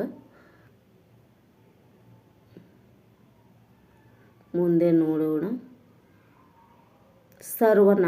ಸರ್ವನಾಮ ಅಂತಂದರೆ ನಾವು ನಾಮಪದದ ಬದಲಾಗಿ ಬಳಸುವ ಪದಗಳಿಗೆ ನಾವು ಸರ್ವನಾಮ ಅಂತ ಹೇಳ್ತೀವಿ. ಅವಳು, ಅವನು, ಅದು, ಈ ರೀತಿಯಾಗಿ. ಇವಾಗ ಪದೇ ರಾಮನು ಊಟ ಮಾಡಿದನು, ಮತ್ತು ರಾಮನು ಶಾಲೆಗೆ ಹೋದನು, ಹೀಗೆ ಅನ್ನಲ್ಲ. ರಾಮನು ಊಟ ಮಾಡಿದನು, ಅವನು ಶಾಲೆಗೆ ಹೋದನು. ಅಲ್ಲಿ ಅವನು ಅಂತ ಏನು ಬಳಸ್ತೀವಿ ಇದನ್ನು ನಾವು ಸರ್ವನಾಮ ಅಂತ ಹೇಳ್ತೀವಿ. ಇದು ನಿಮ್ಗೆ ಆಲ್ರೆಡಿ ಓದಿರ್ತೀರಿ, ನಾನು ರಿವಿಷನ್ ಸಲುವಾಗಿ ಮಾಡಿದೆ. ಇನ್ನು ತತ್ಸಮ ತದ್ಭವ, ಇದು ಅಂತರ ಭಾಳ ಇಂಪಾರ್ಟೆಂಟ್. ತತ್ಸಮ ತದ್ಭವ ನಿಮ್ಗೆ ಗೊತ್ತ. ಸಂಸ್ಕೃತದಿಂದ ಕನ್ನಡಕ್ಕೆ ಬರುವಾಗ ವಿಕಾರ ಹೊಂದದೆ ಬಳಸಲ್ಪಡುವ ಶಬ್ದಗಳನ್ನು ನಾವು ತತ್ಸಮ ಅಂತ ಹೇಳ್ತೀವಿ. ತತ್ ಪ್ಲಸ್ ಸಮ ಎಂದರೆ ಅದಕ್ಕೆ ಸಂಸ್ಕೃತ ಪದಕ್ಕೆ ಸಮಾನವಾದುದು ಎಂದು ಅರ್ಥ ಅಂತ ಹೇಳ್ತೀವಿ. ಇಲ್ಲಿ ತತ್ಸಮ ತದ್ಭವಕ್ಕೆ ಭಾಳ ಇದುವೆ ಫ್ರೆಂಡ್ಸ್.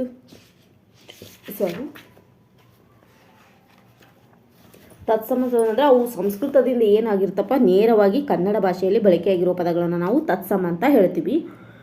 ಅಲ್ಪ ಸ್ವಲ್ಪ ಬದಲಾವಣೆಗಳೊಂದಿಗೆ ಬಳಕೆಯಾಗಿರೋ ಪದಗಳನ್ನು ತದ್ಭವ ಅಂತ ಹೇಳ್ತೀವಿ. ತತ್ಸಮ ಅಂದ್ರೆ ನೇರವಾಗಿ ಕನ್ನಡ ಭಾಷೆಯಲ್ಲಿ ಬಳಕೆಯಾಗೋದು. ಆ ಸಂಸ್ಕೃತ ಹೆಂಗದ ಹಾಗೆ ನೇರವಾಗಿ ಕನ್ನಡದಲ್ಲಿ ಬಳಕೆ ಆದ್ರೆ ಅದನ್ನು ನಾವು ತತ್ಸಮ. ಆದ್ರೆ ಸಂಸ್ಕೃತದಿಂದ ಕನ್ನಡಕ್ಕೆ ಬದಲಾವಣೆ ಆಗುವಾಗ ಅಲ್ಪ ಸ್ವಲ್ಪ ಬದಲಾವಣೆ ಆಗುತ್ತೆ, ಅದನ್ನು ನಾವು ತದ್ಭವ ಅಂತ ಕರಿತೀವಿ. ಅಲ್ಲಿ ಯುಕೆಶ ಭಾಳ ರೂಲ್ಸ್ ಅದಾವ. ಈ ತತ್ಸಮ ತದ್ಭವಗಳು ಆಗ್ಲಿಕ್ಕೆ ಒಂದು 11 ರೂಲ್ಸ್ ಅದಾವ. ಏನೇನಪ್ಪ ಅಂತಂದ್ರೆ ಒಂದೇದಂತಂದ್ರೇನು ಅಕಾರಾಂತಗಳು ಏಕಾರಾಂತಗಳಾಗ್ತವೆ. ಹೆಂಗಂದ್ರೆ ನಿಮಗೆ ಇಲ್ಲಿ ತೋರಿಸ್ತೀನಿ. ಬರೋದಕ್ಕಿಲ್ಲಿ ಸ್ವಲ್ಪ ಸ್ಪೇಸ್ ಇದೆಯಲ್ಲ. ಅಕಾರ ಇದ್ದದ್ದು ಏನಾಗುತ್ತಾ ಏ ಆಗುತ್ತಾ. ಹೆಂಗೆ ದಯಾ ಇದ್ದದ್ದು ಏನಾಗುತ್ತಾ ದಯೆ. ಬಾಲ ಇದ್ದದ್ದು ಬಾಲೆ. ಗಂಗಾ ಇದ್ದದ್ದು ಗಂಗೆ. ಗಂಗೆ. ದಯೆ. ಈ ರೀತಿ ಅಕಾರಾಂತಗಳು ಏನಾಗುತ್ತಾ ಏಕಾರಾಂತ. ಇದು 1ನೇ ರೂಲ್ಸ್. ಆಮೇಲೆ 2ನೇ ರೂಲ್ಸ್ ಏನಪ್ಪ ಅಂದ್ರೆ ಈ ಕಾರಾಂತಗಳು ಈ ಅಂದ್ರೆ ದೊಡ್ಡ ಈ ಇದ್ದದನ್ನು ಸಣ್ಣ ಈ ಆಗೋದು. ಅಂದ್ರೆ ದೀರ್ಘಾಕ್ಷರ ಇದ್ದದ್ದು ಅಲ್ಪಾಕ್ಷರ ಆಗೋದು. ಇದನ್ನು ನಾವು ದೀರ್ಘ ಸ್ವರ ಇದ್ದದ್ದು ರಸ್ವಸ್ವರ ಆಗೋದು. ಇದು ದೀರ್ಘ ಸ್ವರ ಅದ, ಇದು ರಸ್ವಸ್ವರ ಅದ. ದೀರ್ಘ ಸ್ವರ ಅಕ್ಷರಗಳು ರಸ್ವಸ್ವರ ಅಕ್ಷರಗಳಾಗೋದಕ್ಕೆ ತತ್ಸಮ ತದ್ಭವ ಆಗಿ ಕನ್ವರ್ಟ್ ಆಗುತ್ತಂತ ಹೇಳ್ಬೋದು. ಇದು 2ನೇ ರೂಲ್ಸ್. ಇನ್ನು 3ನೇ ರೂಲ್ಸ್ ಏನಪ್ಪ ಅಂತಂದ್ರೆ ಪದಗಳ ಆರಂಭದಲ್ಲಿ ರು ಅಕ್ಷರ ಇರ್ತದೆ, ಅದು ರಿ ಮತ್ತು ರು ಆಗಿ ಬದಲಾವಣೆ ಆಗೋದು. ಇವಾಗ ಉದಾಹರಣೆಯಾಗಿ ಋತು ಅಂತದ, ಇದು ಏನಾಗಿ ಬದಲಾಗುತ್ತಾ? ರಿತು, ರಿತು ಅಥವಾ ಋತು ಈ ರೀತಿಯಾಗಿ ಬದಲಾಗುತ್ತಾ. ಈ ದೊಡ್ಡ ರು ಇದ್ದುದನ್ನು ನಾವು ಈ ರು ಮತ್ತು ರಿ ಆಗಿ ಕನ್ವರ್ಟ್ ಆಗುತ್ತೆ. ಇದನ್ನು ನಾವು ಋತುವಾಗಿ ಋತು ಇದನ್ನು ಮೂರನೇ ಒಂದು ಇದು ನಿಯಮ ಅಂತ ಹೇಳ್ಬೋದು. ಇನ್ನು ನಾಲ್ಕನೇ ನಿಯಮ ಏನಪ್ಪ ಅಂತಂದ್ರೆ, ನಕಾರಾಂತ ಶಬ್ದಗಳಲ್ಲಿ ನಕಾರ ಲೋಪವಾಗುತ್ತೆ. ಇವಾಗ ನಕಾರ ಇದ್ದದ್ದು ಅದು ನಕಾರ ಲೋಪ ಆಗುತ್ತೆ. ಇವಾಗ ಒಂದು ಉದಾಹರಣೆ ಆದಾಗ ರಾಜನ್ ಈ ಥರ ನಕಾರ ಅದ, ಇದು ಮುಂದೆ ಏನಾಗುತ್ತಾ? ತದ್ಭವ ಆಗಲ್ಲಿ ರಾಜ ಅಷ್ಟೇ, ಅದು ರಾಜನ್ ಆಗಲ್ಲ. ಈ ನಕಾರ ಏನಾಗುತ್ತಾ? ಲೋಪ ಆಗುತ್ತಾ, ಹೋಗಿಬಿಡುತ್ತಾ. ಅದು ಎಷ್ಟಾಗುತ್ತಾ? ಬರೀ ರಾಜ ಆಗುತ್ತಾ. ಈ ರೀತಿ ಆಗೋದನ್ನು ನಾವು ತತ್ಸಮ ತದ್ಭವ ಅಂತ ಹೇಳ್ತೀವಿ. ಇದು ತತ್ಸಮ, ಇದು ತದ್ಭವ, ಇದು ಬದಲಾವಣೆ ಆಯಿತು. ಇದು ಏನಾಯಿತು? ಅನ್ನೋದು ಲೋಪ ಆಯಿತು. ಈಗ ರಾಜ ಅನ್ನೋದು ಅಷ್ಟೇ ಆಯಿತು. ಇದನ್ನು ನಾವು ಆಗುತ್ತೆ. ಇವನ್ನ 4ನೇ ನಿಯಮ. ಇನ್ನು 5ನೇ ನಿಯಮ ಅಂತಂದರೆ, 5ನೇ ನಿಯಮ ಏನಪ್ಪ ಅಂದ್ರೆ, ವರ್ಗದ ಮೊದಲ ಅಕ್ಷರದ ಬದಲಾಗಿ 3ನೇ ಅಕ್ಷರ ಬರೋದು. ಹೆಂಗಪ್ಪ? ವರ್ಗದ ಮೊದಲ ಅಕ್ಷರ ಹೋಗಿ ಚತುರ, ಚತುರಾದ ಅದು ಚದುರ. ಇಲ್ಲಿ ಚತುರ ತದ ಬದಲಿ ಏನು ಬಂತು? ದ ಬತ್ತು. ಅಂದ್ರೆ ಅದೇ ವರ್ಗದ ಅಕ್ಷರ ತ ವರ್ಗ ಬಂತಂದ್ರೆ ಅದೇ ವರ್ಗದ ಅಕ್ಷರ 3ನೇ ಅಕ್ಷರ ಬರ್ತಿತ್ತಂದ್ರೆ ತದ್ಭವ ಆಗುತ್ತಾ. ಇನ್ನೊಂದಾಗಿ ನೋಡ್ಬೋದಾದ್ರೆ ದೀಪಿಕ, ದೀವಿಗೆ, ಆಕಾಶ, ಆಗಸ, ಕದ ಬದಲಿ ಗ ಬತ್ತು. ಈ ರೀತಿಯಾಗಿ ನೋಡೋದನ್ನು ನಾವು ತತ್ಸಮ ತದ್ಭವ ಅಂತ ಹೇಳ್ತೀವಿ.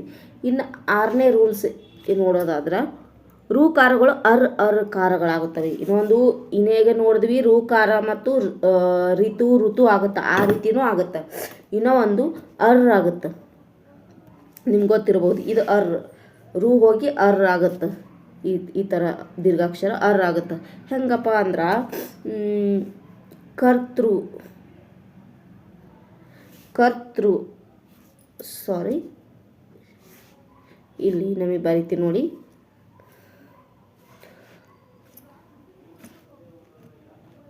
ಕರ್ತೃ.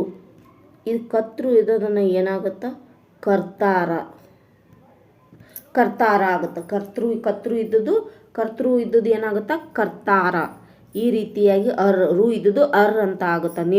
ನೇತಾರ, ದಾತಾರ ಈ ರೀತಿಯಾಗಿ ಬದಲಾಗೋದನ್ನು ತತ್ಸಮ ತದ್ಭವ ಅಂತ ಹೇಳ್ತೀವಿ. ಇನ್ನು 7ನೇ ರೂಲ್ಸ್ ಏನಪ್ಪ ಅಂತಂದ್ರೆ, ಮಹಾಪ್ರಾಣಾಕ್ಷರಗಳು ಅಲ್ಪ ಪ್ರಾಣಾಕ್ಷರ ಆಗುತ್ತೆ. ಮಹಾಪ್ರಾಣಾಕ್ಷರ ಇದ್ದುದು ಅಲ್ಪ ಪ್ರಾಣಾಕ್ಷರ. ಹೆಂಗಪ್ಪ ಅಂದ್ರೆ, ಈ ಗೂಕ್ ಅದ, ಇದು ಗ ಅದ. ಓಕೆ, ಗೂಕ್ ಇದ್ದುದನ್ನು ಏನಾಗುತ್ತಾ? ಗುಗೆ, ಗೊಗೆ. ಇದು ದೊಡ್ಡದದ ಮಹಾಪ್ರಾಣ, ಇದು ಅಲ್ಪ ಪ್ರಾಣ. ಗೂಕ್ ಹೋಗಿ ಗೊಗೆ. ಈ ರೀತಿಯಾಗಿ ಬದಲಾಗೋದನ್ನು ನಾವು ಏನಂತ ಹೇಳ್ತೀವಿ? ತತ್ಸಮ ತದ್ಭವ. ಇನ್ನು 8ನೇದು ನೋಡೋದಾದರೆ, 8ನೇ ರೂಲ್ಸ್ ಏನಪ್ಪ ಅಂತಂದ್ರೆ, ಎ ಅಕ್ಷರದ ಬದಲಾಗಿ ಜ ಬರ್ತದ. ಹೆಂಗೆ? ಎ ಅಕ್ಷರದ ಬದಲಾಗಿ ಜ ಬರ್ತದ. ಹೆಂಗೆ ಬರ್ತಪ್ಪ ಜೆ ಅಂತಂದ್ರೆ, ಉದಾಹರಣೆಯಾಗಿ ನೋಡೋದಾದ್ರೆ, ಯಶ್ ಇದ್ದುದು ಜಸ್ ಅಂತ ಬರೋದು. ಯಜ್ಞ ಇದ್ದುದು ಜನ್ನ, ಯೋಗಿ ಜೋಗಿ. ಈ ರೀತಿಯಾಗಿ ಏದ ಬದಲಾಗಿ ಜಯ ಬರ್ತದ್ರೆ ಅದನ್ನು ನಾವು ತತ್ಸಮ ತದ್ಭವವಾಗಿ ಮಾಡ್ಬೋದು. ಇನ್ನು 9ನೇ ರೂಲ್ಸ್, 11 ರೂಲ್ಸ್ ಅವ, ಅದರಲ್ಲಿ 9ನೇದು ಏನಪ್ಪ ಅಂತಂದ್ರೆ, ಶದ ಬದಲಿ ಶ. ಅಂದರೆ ಈ ಶ ಬದಲಿ ಈ ಶ ಬರೋದು. ಶಂಕದ ಶ ಬದಲಿ ಸಕ್ಕರ ಶ ಬರೋದು ಬಂದು ಬದಲಾಗಿ ಏನಾಗುತ್ತೆ? ಇವೆರಡು ಶ ಹಾಗೂ ಶ ಸಾರಿ ತಪ್ಪಾಗಿತ್ತೆ ಫ್ರೆಂಡ್ಸ್. ಇವಾಗ ಹೇಳ್ತೀನಿ. 9ನೇದು ಶ ಮತ್ತು ಶ, ಈ ಎರಡು ಶದ ಬದಲಿ ಏನು ಬರುತ್ತಾ? ಸಕಾರ ಬರುತ್ತಾ. ಅವಾಗ ನಾವು ಏನಂತ ಹೇಳ್ತೀವಿ? ತದ್ಭವ ಅಂತ ಹೇಳ್ತೀವಿ. ಈ ಎರಡು ಶ ಇರೋದನ್ನು ತತ್ಸಮ ಇದ್ರೆ ಈ ಸ ಆಗುತ್ತಾ ತದ್ಭವದಲ್ಲಿ. ಹೆಂಗೆ? ಪಶು ಪಶು, ಹರ್ಷ ಹರುಷ, ಈ ರೀತಿಯಾಗಿ ವರ್ಷ ವರುಷ, ಈ ರೀತಿಯಾಗಿ ನಾವು ನೋಡ್ಬೋದು. ಇದನ್ನು ನಾವು ತತ್ಸಮ ತದ್ಭವ. ಇನ್ನು 10ನೇದು ನೋಡೋದಾದರೆ ಕ್ಷ ಅಕ್ಷರವು ದ್ವಿತ್ವ ಕ ಅಥವಾ ಚ ಆಗಿ ಬದಲಾಗುವುದು. ಅಂದರೆ ಈ ಕ್ಷ ಅದಲ್ಲ, ಇದು ಕ ಅಥವಾ ಚ ಎರಡರಾಗ ಕರೆ ಆಗ್ತದ ಒಂದು, ಚರೆ ಆಗ್ತದ ಒಂದು, ಎರಡು ಆಗಿ ಬದಲಾವಣೆ ಆಗುತ್ತೆ. ಹೆಂಗೆ ಅಕ್ಷ ಇದ್ದದ್ದು ಏನಾಗುತ್ತೋ ಅಕ್ಕ ಆಗ್ಬೋದು, ಅಥವಾ ಅಚ್ಚ ಅಂತಲೂ ಆಗ್ಬೋದು. ಅಕ್ಷರ ಇದ್ದದ್ದು ಅಕ್ಕರ, ಈ ರೀತಿಯಾಗಿ ಬದಲಾಗೋದನ್ನು ನಾವೇನು ಹೇಳ್ತೀವಿ ತತ್ಸಮ ತದ್ಭವ. ಇನ್ನು ಕೊನೆಯದಾಗಿ ಹೇಳೋದಾದರೆ ಏನಂದ್ರೆ ಸಂಯುಕ್ತ ಅಕ್ಷರಗಳು ಸರಳ ರೂಪ ಹೊಂದುತ್ತವ. ಸಂಯುಕ್ತ ಅಕ್ಷರ ಅಂದ್ರೆ ಈ ಒತ್ತಕ್ಷರ ಹೊಂದಿರೋದನ್ನು ಸಂಯುಕ್ತ ಅಕ್ಷರ ಅಂತ ಹೇಳ್ತೀವಿ. ಈಗ ಭಕ್ತ ಅಂತ ಅದ, ಭಕ್ತ ಇದ್ದದ್ದು ಏನಾಗುತ್ತಾ ಬಕೂತ. ಇಲ್ಲಿ ಏನು ಸರಳ ರೂಪ, ಏನು ಇದು ಒತ್ತಕ್ಷರ ಇಲ್ಲ, ಏನೂ ಇಲ್ಲ. ಈ ಸಂಯುಕ್ತ ಅಕ್ಷರ ಹೋಗಿ ಏನಾಯಿತು, ಸರಳ ರೂಪ ಆಯಿತು. ಇದನ್ನು ನಾವು ತತ್ಸಮ ತದ್ಭವ ಅಂತ ಹೇಳ್ತೀವಿ. ಈ 11 ನಿಯಮಗಳು ನಿಮಗೆ ಗೊತ್ತಾಗಿದೆ, ಅರ್ಥ ಆಗಿದೆ ಅಂತ ಅನ್ಕೋತೀನಿ ಫ್ರೆಂಡ್ಸ್. ಮುಂದೆ ನೋಡೋಣ. ಈಗ ತದ್ಭವದ ಬಗ್ಗೆ. ಸಂಸ್ಕೃತದಿಂದ ಕನ್ನಡಕ್ಕೆ ಬರುವಾಗ ಅಲ್ಪ ಸ್ವಲ್ಪ ಪೂರ್ಣ ಅಥವಾ ಪೂರ್ಣವಾಗಿಯೇ ಬದಲಾವಣೆ ಹೊಂದಿ ಬರುವ ಪದಗಳನ್ನು ನಾವೇನಂತೀವಿ ತದ್ಭವಗಳಂತ ಹೇಳ್ತೀವಿ. ಸಜ್ಜೆ, ಲಕ್ಷ್ಮಿ, ಹದಿಬದೆ, ಪತಿವ್ರತೆ ಇರೋದನ್ನು ಹದಿಬದೆ ಅಂತ ಆಗುತ್ತಾ. ಶ್ರೀ ಇದ್ದುದು ಸಿರಿ ಆಗುತ್ತಾ. ಈ ಥರ ಪುಸ್ತಕ ಇದ್ದದ್ದು ಹೊತ್ತಗೆ ಪೂರ್ತಿಯಾಗಿ ಬದಲಾಗುತ್ತೆ. ಇದು ಪೂರ್ತಿಯಾಗಿ ಬದಲಾಗಿರೋದು, ಇದು ಪೂರ್ತಿಯಾಗಿ ಬದಲಾಗಿರೋದು ಫ್ರೆಂಡ್ಸ್. ಪುಸ್ತಕ ಇದ್ದದ್ದು ಹೊತ್ತಗೆ ಅಂತ. ಇದು ಶ್ರೀ ಇರೋದು ಸಿರಿ, ಇದನ್ನು ಪೂರ್ತಿಯಾಗಿ ಈ ಥರ. ಪತಿವ್ರತೆ ಇರೋದು ಹದಿಬದೆ, ಲಕ್ಷ್ಮಿ ಇರೋದು ಲಕುಮಿ, ಸರಳ ಸಂಯುಕ್ತ ಅಕ್ಷರ ಹೋಗಿ ಸರಳ ಆಗಿರೋದು. ಸಂಜೆ ಹೋಗಿ ಸಜ್ಜೆ ಆಗಿರೋದು. ಈ ರೀತಿ ಆಗಿ ನಾವು ತದ್ಭವನ ನೋಡ್ಬೋದು. ಇಲ್ಲಿ ಆರ್ಯ ಅಜ್ಜ, ಇಲ್ಲಿ ಕೆಲವೊಂದಿಷ್ಟು ತದ್ಭವಗಳನ್ನು ಕೊಟ್ಟರೆ ನೀವು ನೋಡ್ಕೋಬಹುದು. ಆರ್ಯ ಅಜ್ಜ, ಕಾರ್ಯಕಜ್ಜ, ಚಂದ್ರ ಚಂದಿರ, ವಿಜ್ಞಾನ ಬಿನ್ನಣ, ನಿತ್ಯ ನಿಚ್ಚ. ಈಗ ಇದನ್ನು ಹೋಗಿ ಏನಾಯಿತು ನಾನು ಹೇಳಿದ್ನಲ್ಲ ಆವಾಗ, ನಿತ್ಯ ಹೋಗಿ ಕ ಅಥವಾ ಚ, ನಿಚ್ಚ ಆಯಿತು. ಅದೇ ಒತ್ತಕ್ಷರದ ಬತ್ತು. ಪದ್ಮ ಪದುಮ ಅಂದರೆ ಸಂಯುಕ್ತ ಅಕ್ಷರ ಹೋಗಿ ಸರಳ ರೂಪ ಆಯಿತು. ಭಕ್ತಿ ಬಕುತಿ, ವೀತಿ ಬೀದಿ. ಈ ನೇಗೆ ಹೇಳಿದ್ನಲ್ಲ ಅದೇ ಎಕ್ಸಾಂಪಲ್ ತೊಗೊಂಡು ಈ ರೀತಿಯಾಗಿ ನೀವು ತತ್ಸಮ ತದ್ಭವನ ಗುರುತಿಸ್ಬೋದು ಫ್ರೆಂಡ್ಸ್. ಮುಂದೆ ನೋಡೋದಾದರೆ ಕರ್ತೃಕರ್ಮ ಕ್ರಿಯಾಪದ ಅದನ್ನು ಆಗಿದೆ. ಆದರೆ ಇಲ್ಲಿ ಕ್ವಶನ್ ಕೇಳಿದರೆ ಕರ್ತೃಪದ ಯಾರು, ಕರ್ಮಪದ ಯಾವುದು, ಕ್ರಿಯಾಪದ ಯಾವುದು ನಿಮಗೆ ಗೊತ್ತಿರಬೇಕು. ಮುಂದೆ ನೋಡೋಣ. ಇವಾಗ ಸಂಸ್ಕೃತ ಸಂಧಿಗಳ ಬಗ್ಗೆ ಇಲ್ಲಿ ಕೊಟ್ಟಿದ್ರೆ ನಾನು ಆಲ್ರೆಡಿ ನಿಮಗೆ ಹೇಳಿದ್ದೀನಿ ಫ್ರೆಂಡ್ಸ್ ಇದ್ರ ಬಗ್ಗೆ ಎಲ್ಲ ಆಲ್ರೆಡಿ. ಯಾಕಂದರೆ ಈ ಬುಕ್ಕಲ್ಲಿ ಒಂದೊಂದು ಚಾಪ್ಟರ್ ಆದಮೇಲೆ ಒಂದೊಂದು ಟಾಪಿಕ್ ಬಗ್ಗೆ ಕೊಡ್ತಾರೆ. ಹಾಗಾಗಿ ನಾನು ಆ ಟಾಪಿಕ್ ಬಂದಾಗಲೇ ಅದ್ರ ಬಗ್ಗೆ ಸಂಪೂರ್ಣವಾಗಿ ನಿಮಗೆ ಹೇಳಿದ್ದೀನಿ. ಅಲ್ಲೊಂದಿಷ್ಟು ಇಲ್ಲೊಂದಿಷ್ಟು ಹೀಗೆ ಕೊಡ್ತಾರೆ ಇಲ್ಲಿ. ನಾನು ಆ ಟಾಪಿಕ್ ಬಂದಾಗ ಅವಾಗೆ ಅದ್ರ ಬಗ್ಗೆ ಸಂಪೂರ್ಣವಾಗಿ ಹೇಳಿದ್ದೀನಿ. ಎಣಸಂಧಿ ಇದೆಲ್ಲ ಆಗಿದೆ. ಇದು ಪ್ರಬಂಧ ರಚನೆ ಬಗ್ಗೆ ಇವಾಗ ಬೇಡ, ಸಾರಿ ಫ್ರೆಂಡ್ಸ್. ಒಂದು ನಿಮಿಷ. ಭಾಷೆ ಶೈಲಿ ಪ್ರಬಂಧ ಯಾವ ರೀತಿ ಬರೀಬೇಕು ಅಂತ ಅದರ ಬಗ್ಗೆ ಕೊಟ್ಟಿದ್ದಾರೆ. ನಮಗಿವಾಗ ಗ್ರಾಮರ್ ಬಗ್ಗೆ ಅಷ್ಟು ತಿಳ್ಕೋಬೇಕು. ಇವೆಲ್ಲ ಅದ್ರ ಮೇಲೆ ಪ್ರಶ್ನೆಗಳು ಕೇಳಿದ್ದಾರೆ. ಇದೆಲ್ಲ ನೀವು ನೋಡಿದ್ರಿ. ಓಕೆ ಫ್ರೆಂಡ್ಸ್, ಈಗ ಜೋಡು ನುಡಿ ಇವುಗಳ ಬಗ್ಗೆ ಎಷ್ಟು ನಾನು ಹೇಳ್ತೀನಿ. ಇದಿಷ್ಟು ಬಗ್ಗೆ ಹೇಳಿ ಕ್ಲಾಸನ್ನು ಮುಗಿಸೋಣ.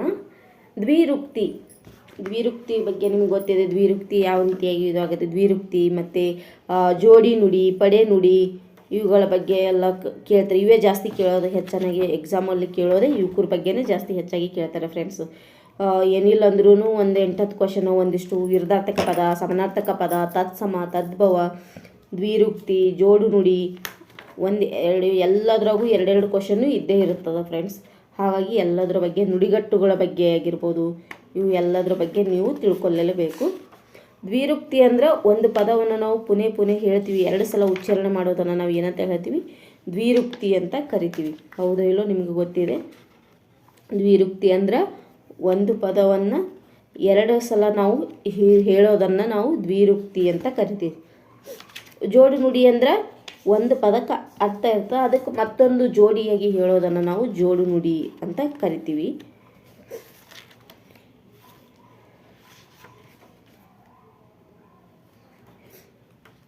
ಒಂದು ನಿಮಿಷ ಫ್ರೆಂಡ್ಸ್.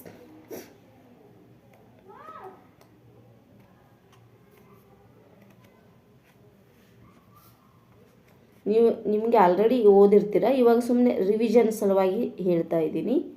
ನಿಮಗೆ ದ್ವಿರುಕ್ತಿ ಅದು ಎಲ್ಲದ್ರ ಬಗ್ಗೆ ಗೊತ್ತಿರುತ್ತೆ ಈಗ ಆಲ್ರೆಡಿ, ಅದನ್ನೆಲ್ಲ ಅಭ್ಯಾಸ ಮಾಡಿರ್ತೀರಿ, ಎಲ್ಲ ಎಕ್ಸಾಮ್ಗಳಿಗೆ ಈಗ ಓದಿರ್ತೀರಲ್ವ, ಹಾಗಾಗಿ ಅದರ ಬಗ್ಗೆ ಗೊತ್ತಿರ್ತದೆ. ಈಗ ಇದೊಂದು ರಿವಿಷನ್ ಆಗಲಿ ಅಂತ ಹೇಳಿ ನಾನು ಈ ಹಿಂದಿನ ಪಾಠಗಳ ಬಗ್ಗೆ ಮಾಡ್ತಾ ಇರೋದು. ಎಲ್ಲ ಟೆಕ್ಸ್ಟ್ ಬುಕ್ಕಿಂದ 8th 10thವರೆಗೂ ಟೆಕ್ಸ್ಟ್ ಬುಕ್ ನಿಮಗೆ ಯೂಸ್ಫುಲ್ ಆಗಲಿ ಅಂತ ಹೇಳಿ ಮಾಡ್ತಾ ಇರೋದು.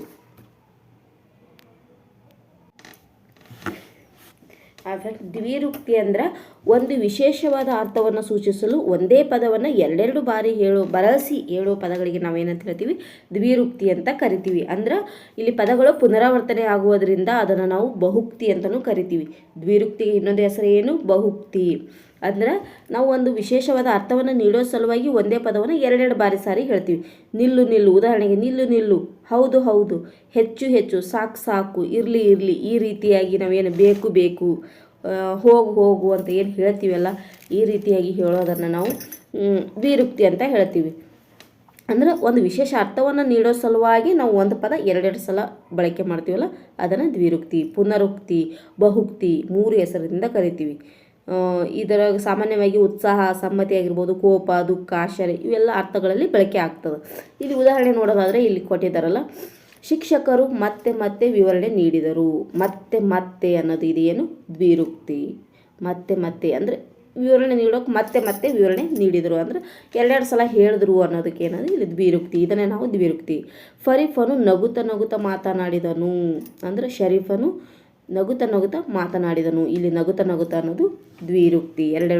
ಎರಡು ಸಲ ಬಳಕೆಯಾಗಿದೆ. ಇದನ್ನು ನಾವು ಎರಡ ಉಕ್ತಿ. ದ್ವಿ ಅಂದ್ರೇನು ಎರಡು, ಉಕ್ತಿ ಅಂದ್ರೇನು ಮಾತು. ಒಂದು ಮಾತನ್ನು 2 ಸಲ ಹೇಳೋದನ್ನು ನಾವು ದ್ವಿರುಕ್ತಿ ಅಂತ ಹೇಳ್ತೀವಿ. ಇದಕ್ಕೆ ಬಹುಕ್ತಿ ಅಂತ ಹೇಳ್ತೀವಿ ಮತ್ತು ಪುನರುಕ್ತಿ ಅಂತ ಹೇಳ್ತೀವಿ. ಸಾಮಾನ್ಯವಾಗಿ ಇಲ್ಲಿ ವಿಷಯಕ್ಕೆ ಒತ್ತು ಕೊಡಲು ದ್ವಿರುಕ್ತಿಗಳನ್ನು ಬಳಸ್ತೀವಿ. ಇತ್ತ ಕಡೆಗೆ ಬೇಗ ಬೇಗ ಬಾ, ಗುಡ್ಡಗಳಲ್ಲಿ ದೊಡ್ಡ ದೊಡ್ಡ ಕಲ್ಲುಗಳಿವೆ, ಇವೆಲ್ಲ ಏನು ದ್ವಿರುಕ್ತಿ. ದೊಡ್ಡ ದೊಡ್ಡ ಬೇಗ ಬೇಗ. ಇನ್ನು ಜೋಡು ನುಡಿ ಅಂದರೆ ಏನಪ್ಪ ಅಂತಂದ್ರೆ ಕನ್ನಡದಲ್ಲಿ ದ್ವಿರುಕ್ತಿಗಳಂತೆ ಎಷ್ಟೋ ಪದಗಳು ಬಳಕೆಗೊಳ್ತಾವೆ, ಆದರೆ ಅವು ದ್ವಿರುಕ್ತಿಗಳಲ್ಲ. ಅವು ಯಾಕಂದರೆ ಅವು ಬಳಕೆಗೊಳ್ಳುವ ಪದ 2 ಸಲ ಪುನರಾವರ್ತನೆ ಆಗೋದಿಲ್ಲ. ಇಂಥ ಪದಗಳನ್ನು ನಾವು ಜೋಡು ನುಡಿ ಅಂತ ಹೇಳ್ತೀವಿ. 2 ಸಲ ಪುನರಾವರ್ತನೆ ಆದರೆ ಅದನ್ನು ನಾವು ದ್ವಿರುಕ್ತಿ ಅಂತ ಹೇಳ್ತೀವಿ. ಅದು ಇನ್ನೊಂದನ್ನು ಬರ್ತದೆ, ದ್ವಿರುಕ್ತಿ ಮತ್ತು ಅನುಕರಣವಯ. ಅವನು ಸೇಮ್ ದ್ವಿರುಕ್ತಿ ಥರನೇ, ಬಟ್ ಅವಕ್ಕೆ ಅರ್ಥ ಇರೋದಿಲ್ಲ. ಅನುಕರಣೆಗೆ ಉದಾಹರಣೆ ನೋಡೋದಾದರೆ ಪಟಪಟ, ಸರಸರ, ದಗ ದಗ, ಈ ರೀತಿಯಾಗಿ ಅನುಕರಣೆಗೆ ಉದಾಹರಣೆ ಬರ್ತಾವೆ. ಹಾವು ಸರಸರನೆ ಹೋಯ್ತು, ಅಯ್ಯೋ ಉರಿಯು ದಗದಗನೆ ಹೊತ್ತಿ ಉರಿಯುತ್ತಿದೆ, ದಗ ದಗ, ಈ ಥರ ಅವು ಅನುಕರಣೆಯದಾಗ ಬರ್ತಾವೆ. ಇದು ದ್ವಿರುಕ್ತಿ. ಅಂದರೆ ಇದಕ್ಕೆ ಅರ್ಥ ಇರುತ್ತಾ, ಬೇಗ ಬೇಗ, ನಿಲ್ಲು ನಿಲ್ಲು, ಬೇಕು ಬೇಕು, ಈ ರೀತಿ ದೊಡ್ಡ ದೊಡ್ಡ, ಇದಕ್ಕೆ ಅರ್ಥ ಇರುತ್ತಾ. ಹಾಗಾಗಿ ಇದನ್ನು ನಾವು ದ್ವಿರುಕ್ತಿ ಅಂತ ಹೇಳ್ತೀವಿ. ಅಂದ್ರೆ ಅನುಕರಣೆಗೆ ದ್ವಿರುಕ್ತಿಗೆ ಸ್ವಲ್ಪ ಡಿಫ್ರೆನ್ಸ್ ಇದ್ದೇ ಇರುತ್ತೆ ಫ್ರೆಂಡ್ಸ್. ಜೋಡಿ ನುಡಿ ಅಂತಂದರೆ ಇವು ದ್ವಿರುಕ್ತಿಗಳಲ್ಲ.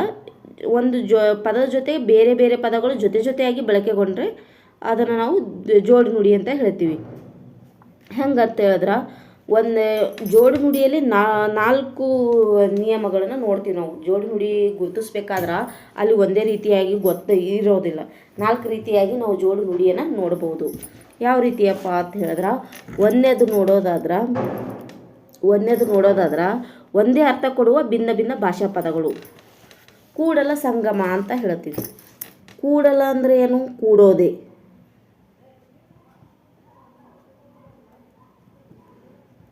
ಕೂಡಲ ಸಂಗಮ ಅಂತ ಹೇಳ್ತೀವಿ. ಇದು ಜೋಡಿ ನುಡಿ. ಇದು ಒಂದು ಜೋಡಿ ನುಡಿಗೆ ಉದಾಹರಣೆ. ಇದು ಒಂದೇ ಅರ್ಥ ಕೊಡ್ತದ, ಬಟ್ ಭಿನ್ನ ಭಿನ್ನ ಭಾಷಾ ಪದಗಳು. ಕೂಡಲ ಅನ್ನೋದು ಒಂದು ಭಾಷಾ ಪದ, ಸಂಗಮ ಅನ್ನೋದು ಒಂದು ಪದ. ಸಂಗಮ ಅಂದ್ರೂ ಕೂಡು ಅನ್ನೋದು ಒಂದು, ಸಂಗಮ ಅಂದ್ರೆ ಕೂಡಿಕೊಳ್ಳೋದು ಅಂತ ಅರ್ಥನೇ. ಎರಡೂ ಒಂದೇ ಅರ್ಥ ಕೊಡ್ತಾವೆ, ಬಟ್ ಬೇರೆ ಬೇರೆ. ಇದಕ್ಕೆ ಇನ್ನೊಂದು ಅರ್ಥ ಜಸ್ಟ್ ಈಗ ಬಂದೆ ಅಂತ ಹೇಳ್ತೀವಿ ನಾವು. ಜಸ್ಟ್ ಅಂದ್ರೆ ಏನು, ಹೀಗೆ ಅಂತ ಹೇಳ್ತೀವಿ. ಮತ್ತು ಈಗ ಅಂದ್ರೂ ಹೀಗೆ, ಎರಡು ಒಂದೇ ಅರ್ಥ ಕೊಡ್ತಾವೆ, ಆದರೆ ಭಾಷಾ ಪದಗಳು ಬೇರೆ. ಈಗ ಅನ್ನೋದು ಕನ್ನಡ ಪದ, ಜಸ್ಟ್ ಅನ್ನೋದು ಇಂಗ್ಲೀಷ್ ಪದ. ಭಾಷಾ ಪದಗಳು ಬೇರೆ, ಬಟ್ ಅರ್ಥ ಒಂದೇ. ಈ ರೀತಿಯಾಗಿರೋದನ್ನು ನಾವೇನಂತೀವಿ, ಜೋಡು ನುಡಿ ಅಂತ ಹೇಳ್ತೀವಿ. ಇನ್ನು ಎರಡನೇದು ನೋಡೋದಾದ್ರೆ ಮೊದಲ ಪದದ ಅರ್ಥ ಹೆಚ್ಚಿಸಲು ಉತ್ತರ ಪದಕ್ಕೆ ಅರ್ಥವಿಲ್ಲದ ಜೊತೆಯಾಗಿ ಮತ್ತೊಂದು ಪದ ಬರ್ತದೆ. ಇದನ್ನು ನಾವು ಜೋಡು ನುಡಿ ಅಂತಲೇ ಹೇಳ್ತೀವಿ. ನಾವು ಸಾಮಾನ್ಯವಾಗಿ ಜಾಸ್ತಿ ಅದೇ ಗೊತ್ತಿರ್ತದೆ.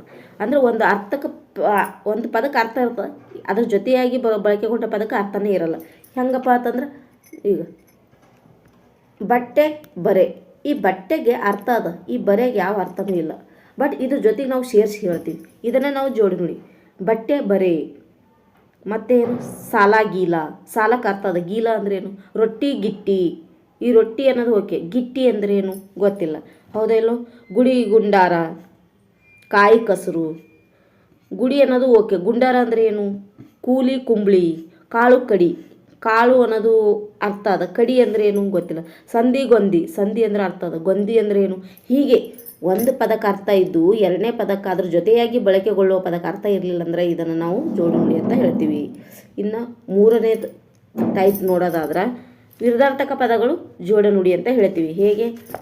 ಮನೆ ಮಠ, ಇದು ಜೋಡು ನುಡಿ, ಇದು ವಿರುದ್ಧಾರ್ಥಕ ಪದ. ಮನೆ ಅನ್ನೋದು ಇದರ ವಿರುದ್ಧಾರ್ಥಕ ಪದ ಮಠ. ಮತ್ತು ಇನ್ನೊಂದು ನೋಡೋದಾದರೆ ಹುಟ್ಟು ಸಾವು. ಹುಟ್ಟುದ್ರ ಸಾವು, ಈ ಹುಟ್ಟಿಗೆ ವಿರುದ್ಧಾರ್ಥಕ ಪದ ಏನಪ್ಪ? ಸಾವು. ಮತ್ತು ಕಷ್ಟ ಸುಖ, ಮೇಲೆ ಕೆಳಗೆ, ಸರಿ ತಪ್ಪು, ನೋವು ನಲಿವು, ಹಗಲು ರಾತ್ರಿ, ಸಿಹಿ ಕಹಿ, ಹಿಂದೆ ಮುಂದೆ, ಬೈಗು ಬೆಳಗು, ಸ್ವರ್ಗ ನರಕ, ಪಂಡಿತ ಪಾಮರ, ಇವೆಲ್ಲ ವಿರುದ್ಧಾರ್ಥಕ ಪದ. ವಿರುದ್ಧಾರ್ಥಕ ಪದಗಳೆಲ್ಲ ಜೋಡು ನುಡಿ ಆಗುತ್ತವೆ. ಇದು ಮೂರನೇ ನಿಯಮ. ಇನ್ನು ನಾಲ್ಕನೇ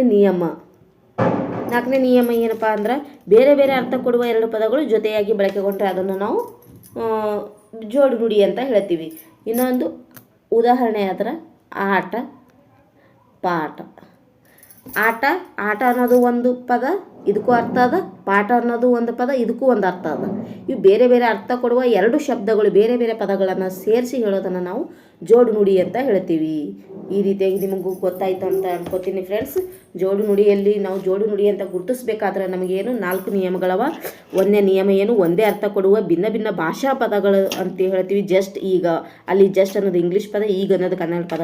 ಹೀಗೆ ಭಾಷೆ ಬೇರೆ ಇರ್ತದ, ಎರಡು ಪದಗಳ ಭಾಷೆ ಬೇರೆ ಇದ್ದು ಅರ್ಥ ಒಂದೇ ಇರ್ತದ, ಅದನ್ನು ನಾವು ಜೋಡು ನುಡಿ ಅಂತ ಹೇಳ್ತೀವಿ.